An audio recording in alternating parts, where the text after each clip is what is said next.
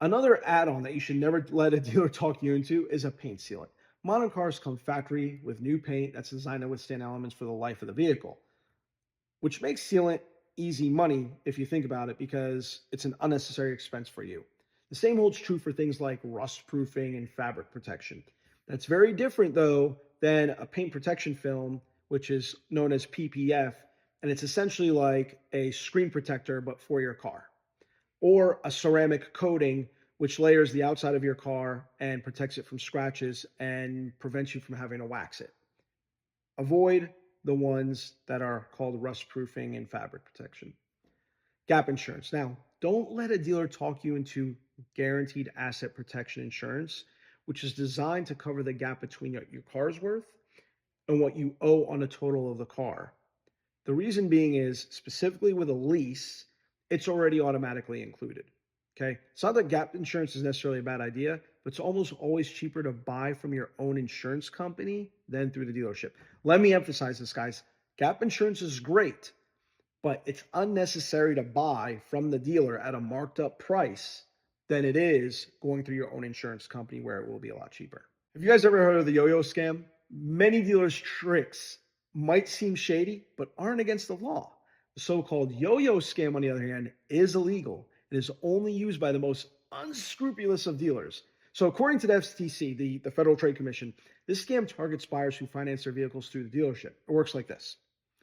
The deal goes through, the paperwork is signed, the buyer goes home with the car and gets used to seeing it in their driveway.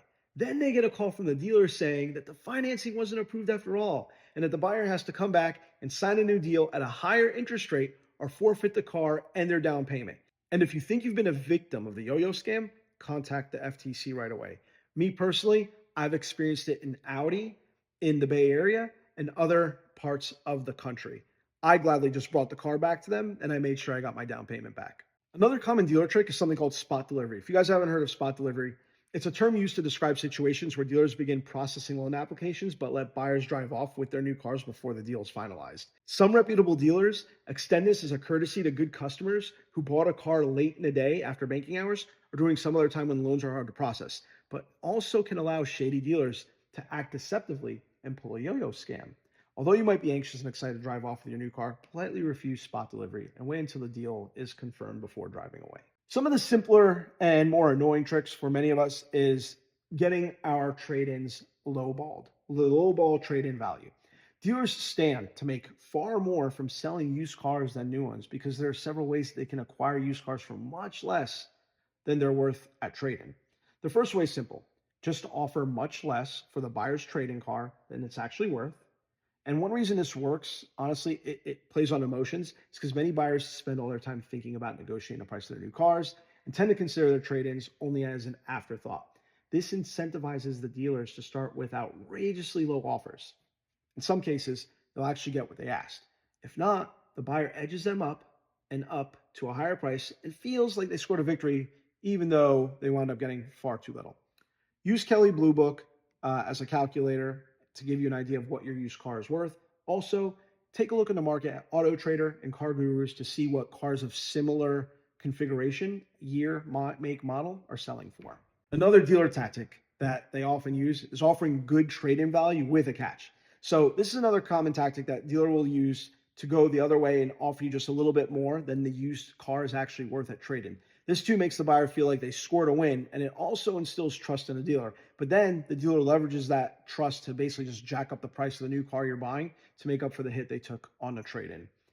One in one hand, the other in the other. Don't fall for that simple trick. Combining the trade-in with the purchase is another dealer tactic a lot of people may not be aware about. The solution to both trade-in traps is to not let the dealer talk you into combining the trade-in negotiation with the purchase negotiation. Just as with loan terms and purchase price, you're much better off keeping these two negotiations separate. By doing so, you take away the dealer's ability to short you on a trade-in by giving you what appears to be a good deal on the new car.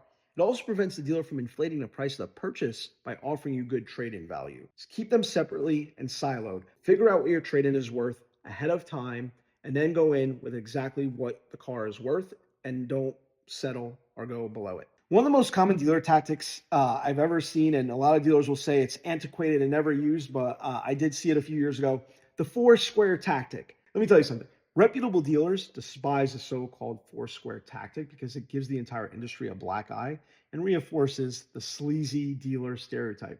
Even so, it's been around for decades, and dealers continue to use it today to confuse and mess with customers.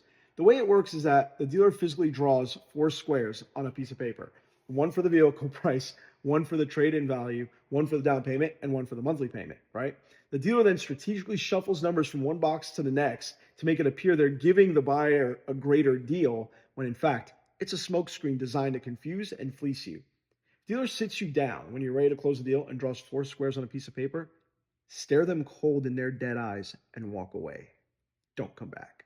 One dealership tactic that a lot of people don't understand, and it's one of the biggest fallacies, is asking for a down payment on a lease. It's never wise to put a down payment on a lease, and it's almost never necessary, although dealers will often try to get you to do just that. One of the main benefits of leasing is that upfront costs are low. A big down payment directly defeats that whole purpose. If you make a down payment, you have to pay taxes on it all at once. If you total the car early in a lease, you lose the down payment altogether. If down payment is required, though, based off of your credit situation or your income situation, all you have to do is ask to roll it into the monthly payments. You'll protect yourself against a loss and get to pay any required taxes slowly over time.